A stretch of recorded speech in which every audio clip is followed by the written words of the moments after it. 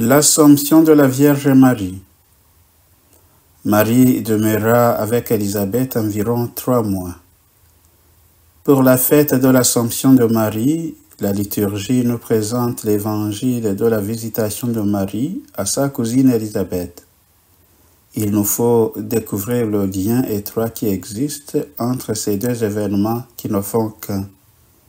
Marie, une toute jeune fille, reçoit la visite de l'ange Gabriel. Il lui annonce qu'il a été choisi par Dieu pour mettre au monde un enfant qui sera l'Emmanuel, c'est-à-dire Dieu avec nous. Malgré la surprise, Marie acquiesce à la demande du Seigneur. « Je suis la servante du Seigneur ». Elle demeure attentive à cette présence de Dieu en elle, tout en demeurant attentive aux besoins des autres autour d'elle. Sa cousine Élisabeth, malgré son âge avancé, attend elle aussi un enfant, Jean-Baptiste.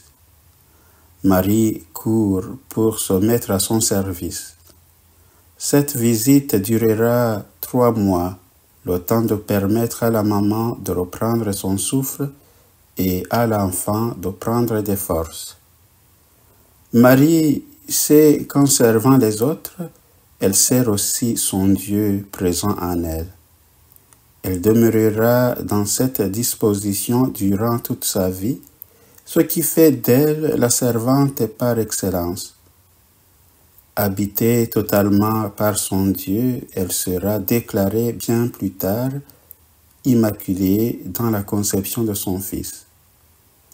La volonté de Marie d'être totalement donnée au Seigneur justifie son moment d'étonnement au jour de la visite de l'ange et se poursuivra toute sa vie dans l'affirmation de son désir de servir son Seigneur de la façon dont lui le décidera.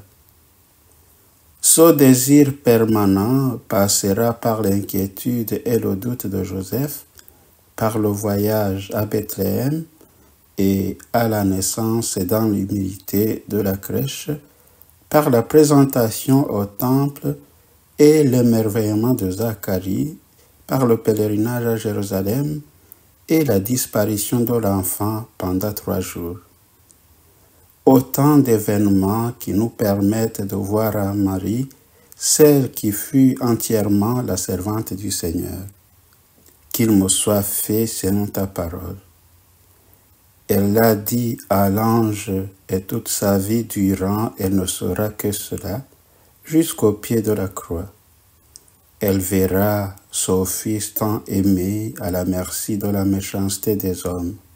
Voyant tous ces faits, l'Église ne pourra qu'affirmer que Dieu a permis que ce corps si beau atteigne immédiatement la récompense finale. Marie est montée au ciel avec son corps, à l'exemple de son Fils ressuscité. C'est le dogme de l'Assomption. Marie est inséparable du mystère de son Fils. Dieu l'a élevé comme lui dans son âme et dans son corps, jusqu'à la gloire du ciel. Elle embrasse dans l'histoire toute l'Église, corps du Christ, dont elle est la mère. Comme le disciple bien-aimé, chaque chrétien et chrétienne peut accueillir Marie dans sa vie quotidienne. Élevée au ciel, elle continue, par son intercession multiple, à nous obtenir les dons qui assurent notre salut éternel. Aujourd'hui, comme hier, des gens viennent de partout saluer la Sainte Vierge dans les nombreux lieux de pèlerinage et églises qui lui sont consacrés à travers le monde. Ils l'invoquent sous différents titres selon les lieux et les coutumes. Ils accueillent la femme couronnée d'étoiles comme une personne vivante, la Mère de Dieu est notre Mère qui nous console et nous soutient ici-bas. Notre-Dame demeure la comblée de grâce, choisie par le Père pour donner la vie à son Fils et pour nous conduire à lui en toute confiance. Elle est la femme de tous les commencements, le signe d'espérance de l'Église en marche. En la priant, nous touchons le cœur de Dieu. Prions.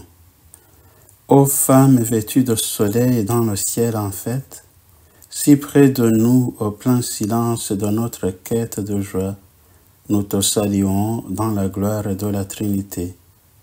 Tu es toujours avec nous sur la terre, douce et tendre, forte et compatissante, luttant pour la vie. Reçois la tendresse de nos ave. Reine du ciel, prends-nous dans tes bras, Mère de miséricorde, maintenant et à l'heure de notre mort. Amen.